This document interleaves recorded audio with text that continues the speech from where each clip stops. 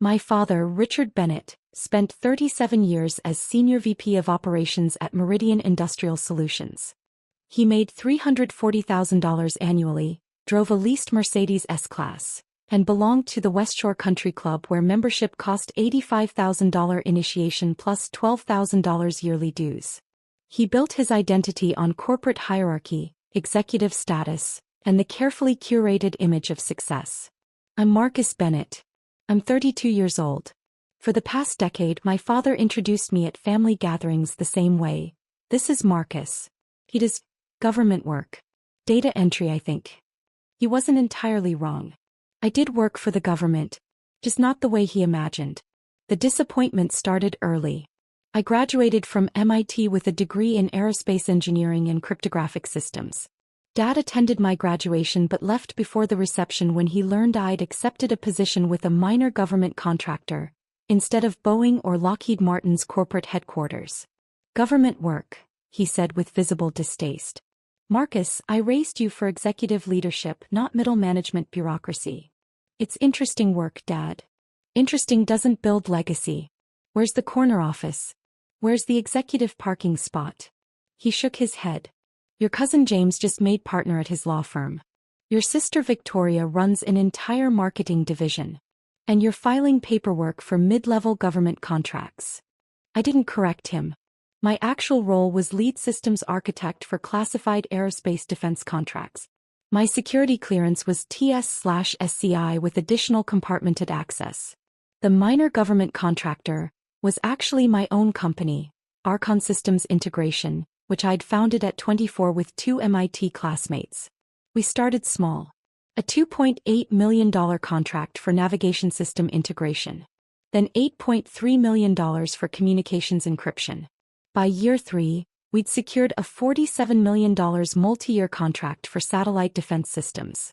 By year 7, our annual government contracts totaled $186 million, and we'd expanded into aerospace consulting for 3 Fortune 100 companies.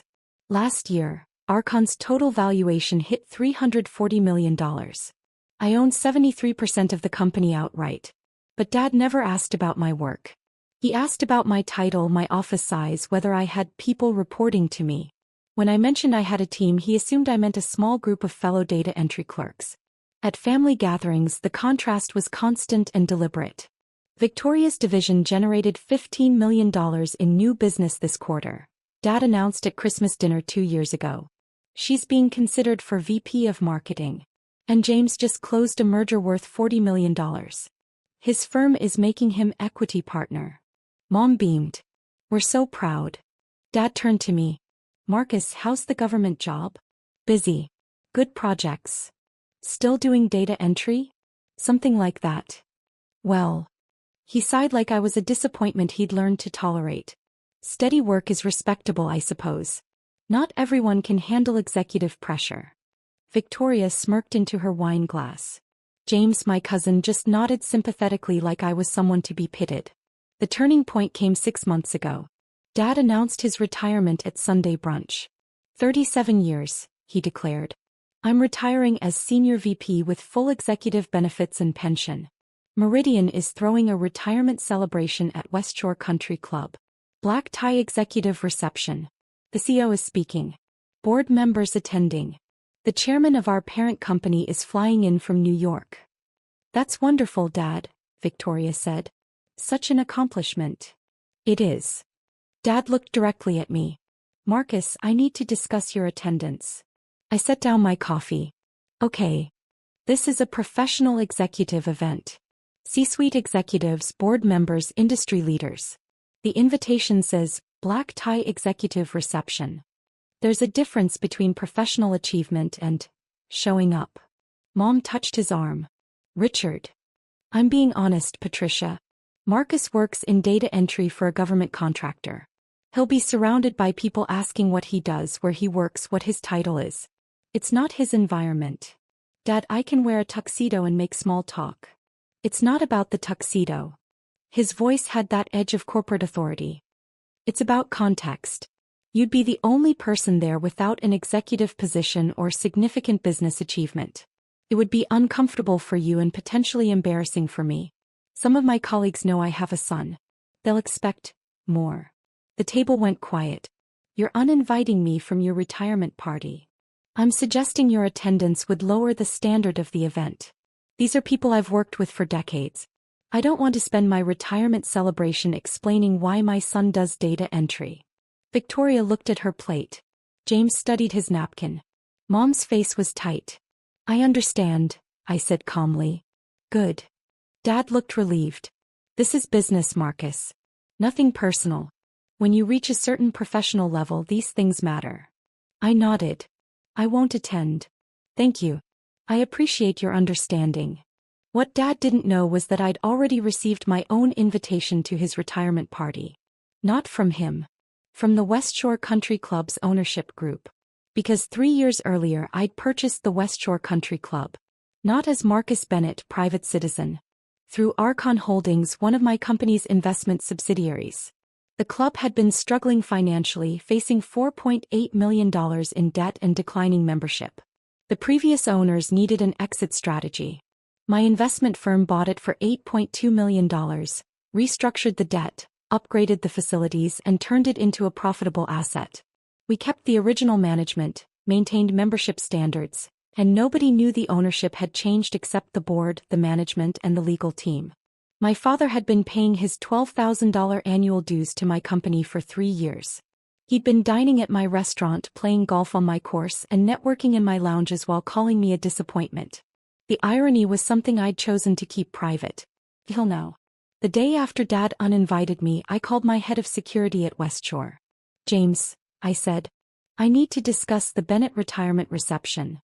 Sir. Evening of the 24th. We've got the Platinum Lounge reserved, full catering, valet service. Your father's company booked it 8 weeks ago. I'm aware.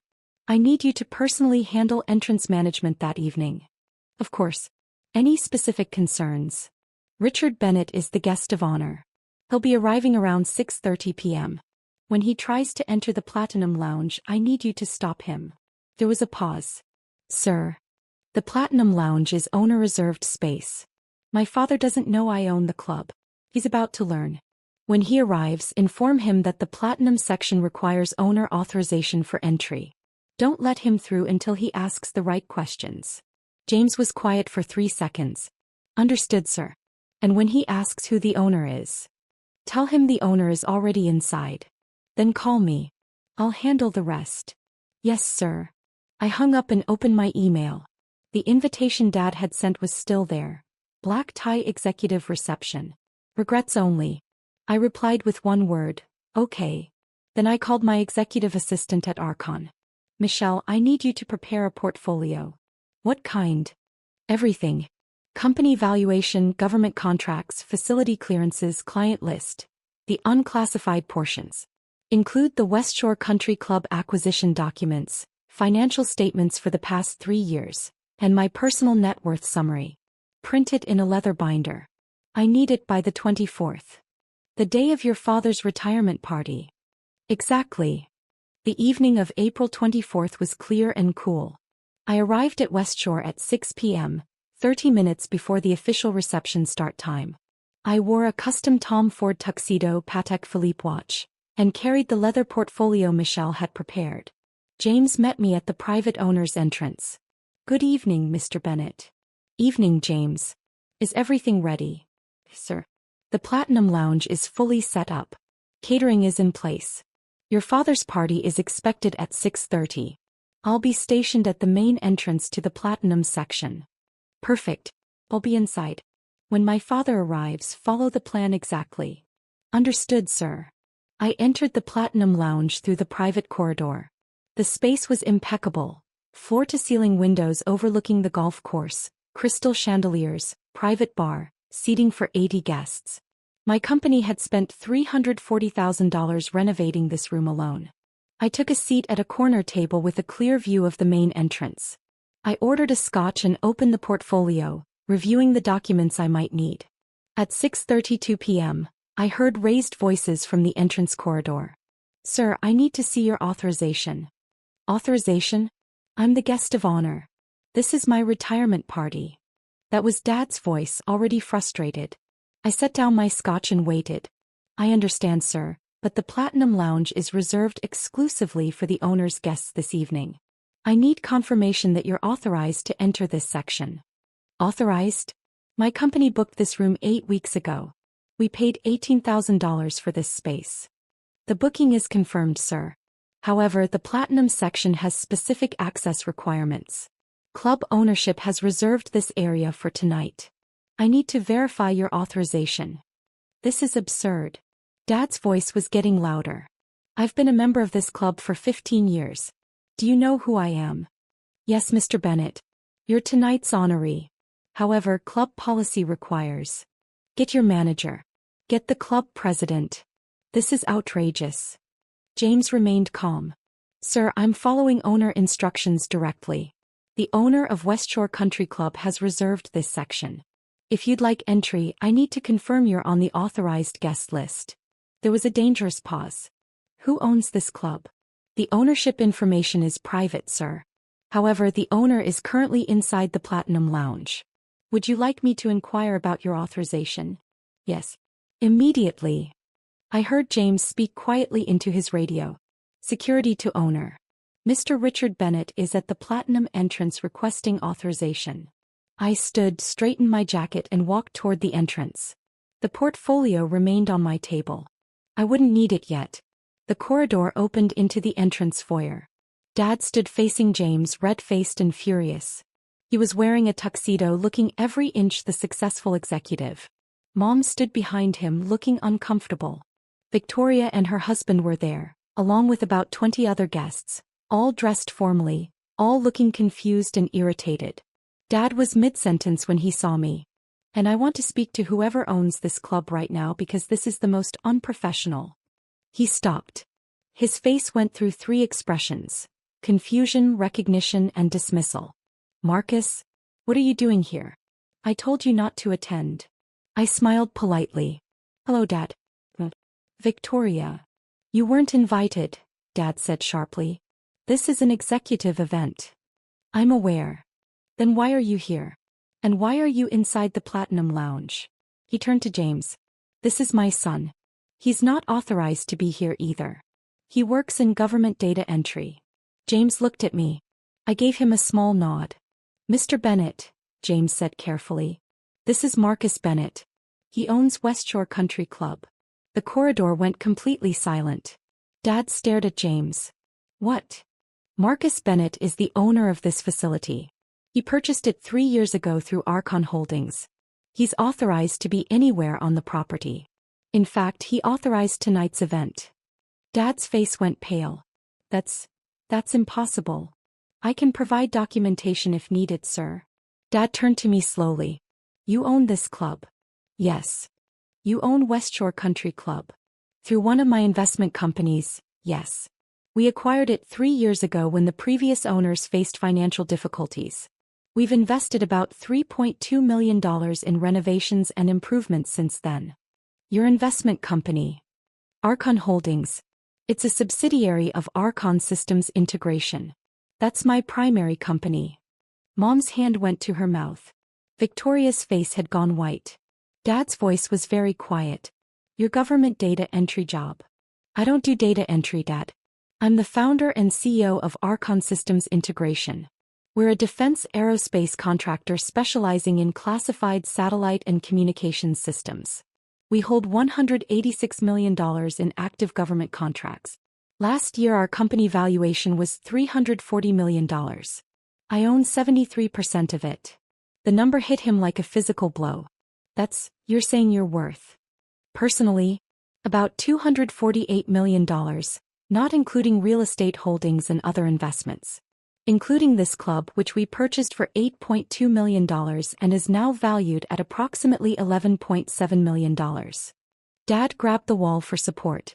You've been paying your membership dues to my company for 3 years, I continued calmly.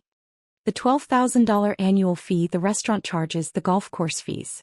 All of it. You've been dining at my restaurant, playing on my golf course, and networking in my facilities while telling everyone I do data entry. I didn't know. You never asked, Dad. You asked about my title, my office size, whether I had a corner window. You never asked what I actually do. You assumed. And when your assumption made me seem disappointing, you stopped asking altogether. Victoria found her voice. Marcus, we had no idea. Of course you didn't. Because none of you wanted to know. Dad introduced me as government data entry for 10 years. At family dinners, at Christmas, at every gathering, I was the disappointment.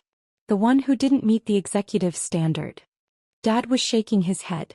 But you never corrected me. You never said. I said I had interesting work. I said my team was growing. I said we had good projects. You heard what you wanted to hear. Why didn't you just tell me? I looked at him for a long moment. Because I wanted to see if you'd ask. If you'd show interest in my life beyond measuring it against your corporate hierarchy. You never did. For 10 years you never once asked about my actual work. You just assumed I'd failed to meet your standards. Mom was crying now. Marcus, we're so sorry. And 3 days ago, I continued, you uninvited me from your retirement party because my attendance would lower the standard and embarrass you in front of your executive colleagues. You were worried someone might ask what I do and you'd have to explain your disappointing son. Dad's voice was barely a whisper. I didn't know. You didn't want to know. I turned to James. Please escort Mr. Bennett and his guests into the Platinum Lounge. They're authorized for tonight's event. It's his retirement party. He should enjoy it. Yes, sir. I started walking back toward the lounge. Marcus, wait. I stopped but didn't turn around. Your retirement celebration starts in 15 minutes, Dad. The CEO of your company is about to arrive. The board chairman is flying in from New York. You worked 37 years for this moment. Don't waste it. But I need to apologize. You need to celebrate your retirement. We'll talk later. Or not. Right now you have guests arriving. I walked back into the Platinum Lounge. Behind me, I heard James quietly directing Dad's guests inside. I returned to my corner table, picked up my scotch and waited. The next hour was fascinating. Dad's colleagues arrived. The CEO of Meridian Industrial Solutions, the board members, the chairman from New York. They entered the Platinum Lounge and within 10 minutes, 3 of them had approached my table. Marcus Bennett, Tom Hargrove, CEO of Meridian. He extended his hand. I didn't realize you'd be here tonight. I shook his hand. Richard Bennett is my father. It's his retirement party. Of course, but I meant, your company does exceptional work. We've been trying to get a meeting with Archon Systems for 6 months. Our aerospace division has a project that could benefit from your cryptographic expertise. We can arrange a meeting. Have your people contact my office. He nodded enthusiastically. Absolutely. And I have to say, this facility is remarkable. The renovations you've done are extraordinary. Best private club in the state. Thank you. He glanced toward where Dad stood, pale and shaken, surrounded by well-wishers who didn't yet understand what had happened. Richard never mentioned his son owned the club. I don't think he knew. Tom Hargrove's eyebrows rose. He didn't know his own son owned a $340 million aerospace company? We don't talk much about work. That's unfortunate. He paused. Well, congratulations on your success. You've built something remarkable. 2 more executives approached within the next 20 minutes. Both knew my company. Both wanted meetings. Both seemed confused about why Dad had never mentioned me. I watched Dad across the room. He kept glancing at me, then away, then back. His retirement speech was scheduled for 8 p.m. He looked like a man whose entire worldview had just collapsed. At 7:45, Mom approached my table alone. Marcus, may I sit? Of course. She sat carefully, her hands folded in her lap. I don't know what to say. You don't need to say anything, Mom. Yes, I do. Her voice cracked. We failed you. Your father and I both. We were so focused on what we thought success looked like that we couldn't see what you were actually building. You saw what Dad wanted to see. That's not an excuse. She wiped her eyes. You built an extraordinary company. You've achieved more than any of us imagined.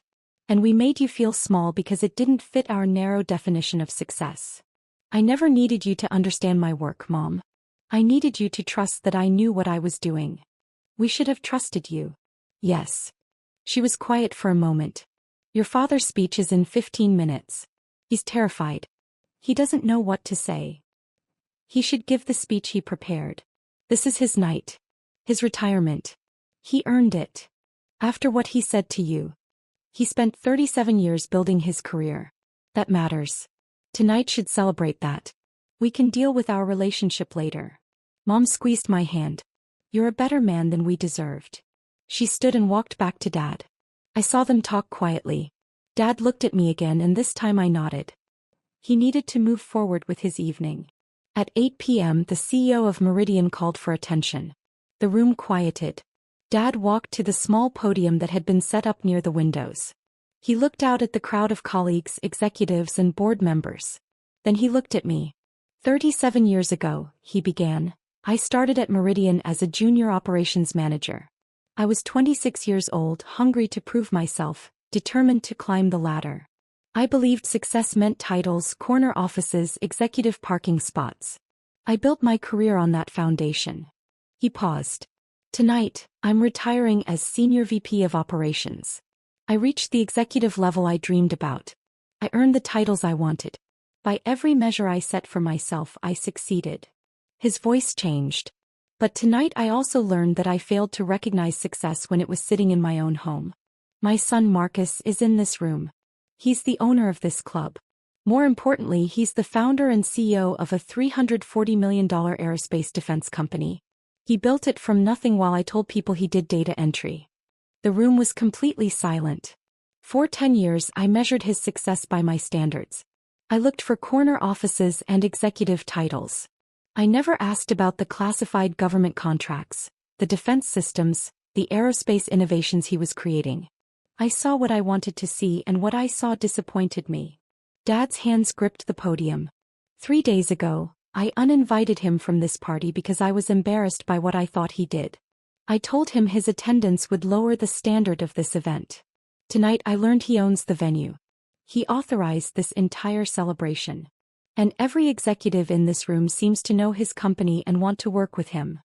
Someone in the crowd actually gasped. So before I talk about my 37 years at Meridian, I need to say this. Dad looked directly at me. Marcus, I'm sorry. I'm sorry for dismissing your achievements.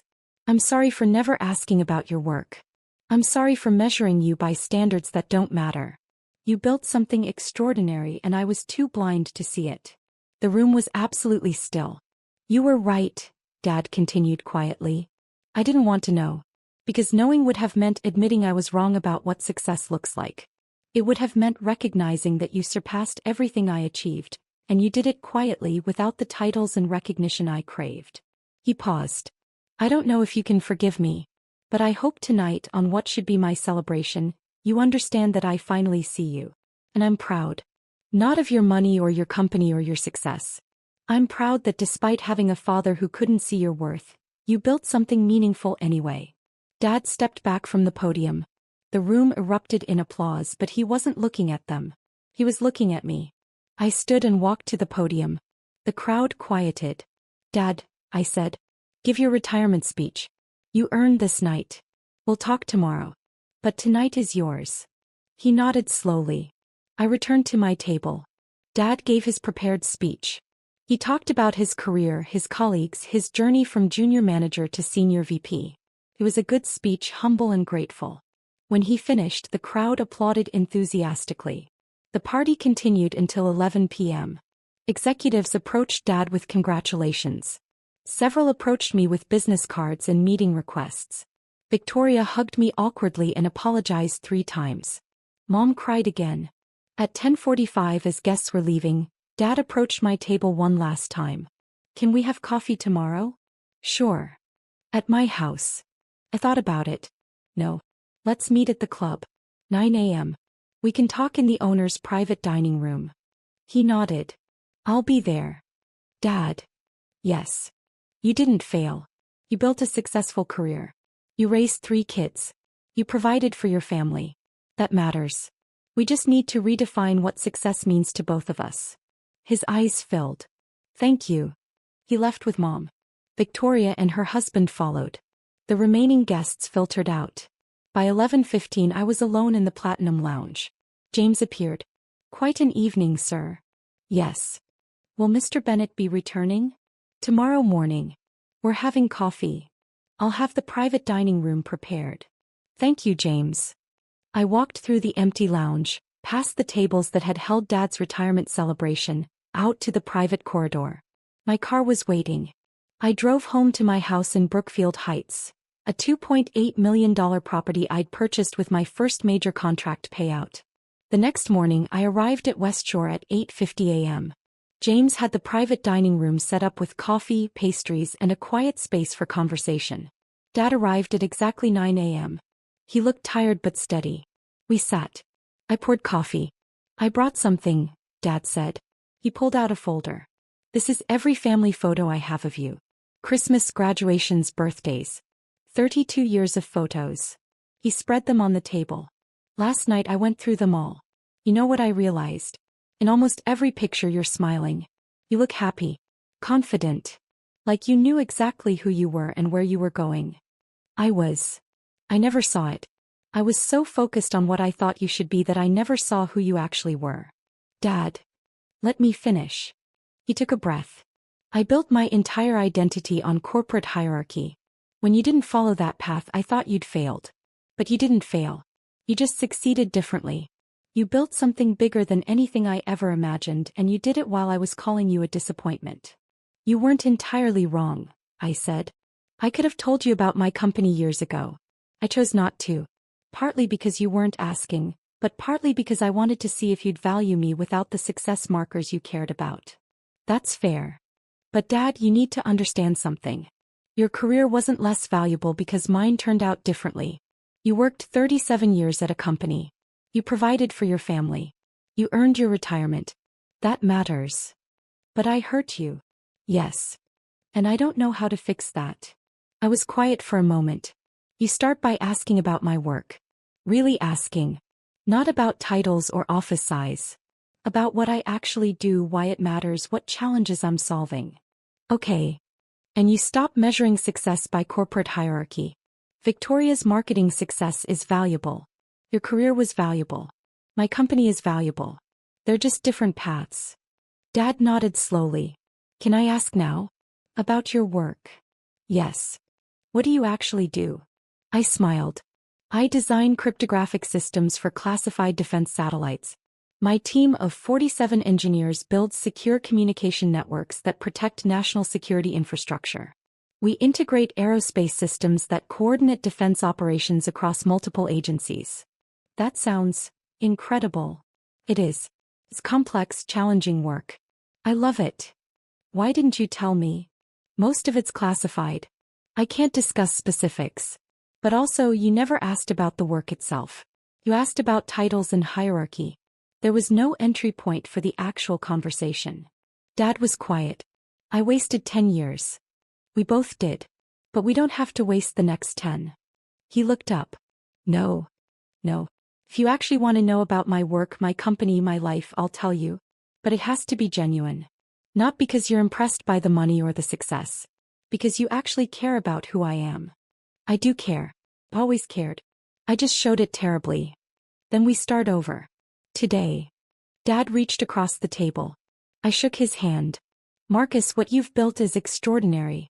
Not just the company or the money. The way you handled last night. The way you're handling this conversation. You're a better man than I taught you to be. You taught me plenty, Dad. Work ethic, integrity, commitment. I just applied it differently. We talked for 2 more hours. I showed him the portfolio Michelle had prepared. The unclassified portions of my company, the contracts I could discuss, the growth trajectory we were on. He asked real questions. Some he didn't understand, but he tried. At noon we walked out together.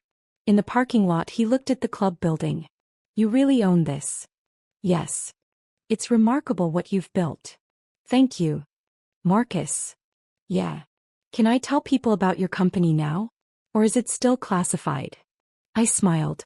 The company itself isn't classified. You can tell anyone you want. Good. Because I'm pretty sure half the executives from last night want to work with you, and I'd like to brag about my son for once. Feel free. He hugged me then. Tightly. The first real hug in probably a decade.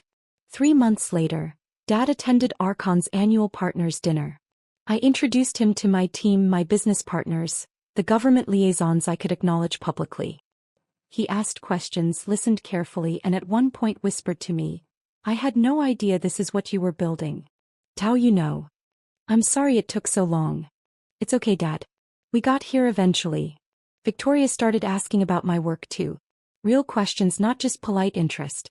Mom visited my office and met my team. Slowly, carefully, my family started seeing me as I actually was, not as they'd assumed I'd be. And Dad? He updated how he introduced me. Now this is my son Marcus. He founded and runs a defense aerospace company. He's doing classified work I barely understand, but it's extraordinary. Want to hear about it? I still own West Shore Country Club. Dad still plays golf there every Saturday. But now when he signs the restaurant check or books the conference room, he smiles and says, "My son owns this place, you know." Last week we had coffee again in the owner's private dining room. Dad asked about a new contract we just won. $73 million for satellite defense integration. I explained what I could. He listened carefully, asked good questions, and at the end said, "I'm proud of you, Marcus. Not because of the money or the success. Because you never let my blindness stop you from building something meaningful. Thanks, Dad. And thank you for not giving up on me after I gave up on you. You're my father. I wasn't going to give up." He smiled. "Even after I uninvited you from my own retirement party? Even then." We finished our coffee in the club I own, surrounded by the success I built, finally understanding each other after 10 years of missing the point. Sometimes the best reversals aren't about humiliation or revenge. Sometimes they're about finally being seen for who you actually are. And sometimes that's enough.